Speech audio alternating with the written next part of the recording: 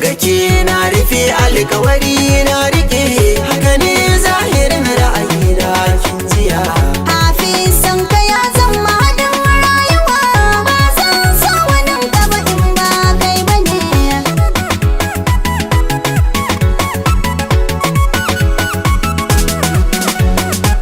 Kitina lokacin yayi ba makawa zani tare duka kwancin rayuwa, sannan yanzu na ja tinga na tsaya kare so na ki zan bai tabuwa. Hakuri a duniya gyara zama, daga kin kira ni zane ya zama. Duba so da kaunar ki suna faranta rai. Ai ka iya zance da zara kalaman soyayya, ka mallake raina akan haka ba na jayayya. Da ni ka amince mu ɗabbaka kyawun tarayya. Ina son ka kaunar ka ta ratsa jikina da jijiya. Baki bani zuciya a kyauta, ni kuma kin gaza na allikin ita. Alamarin ki bani ba a wuta, farin cikin ki zana riri ita. Ki so da so na gaske kan wata.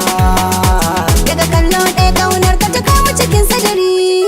Burina ɗaya wata rana ce mana ayyadari. Ba hannuna ka cika shi da zoben alkawari. Haɗin mu da kai zai sa makiya jinya. Ya koda na zauna jawo hannu na kita adani, na da cikon buri tun da baki ja in ja adani. Koda na sarce kaunar ki ta nemi ni magani, mai dace dan kina zama na lafiya adani. Ni haƙuri kan sokin zaman sanyin idaniya. Tausaya, tausayi soyayya ce. Rausaya, rausayawa murna ce. A duniya ta kai nake wa kallon dace. Sirri na baka amma ban so ai mun kwace. Tun da na yarda da ke a cikin raina ba zan ɗauko wata ba, ko me ke so zan yi miki in bai bar addini ba.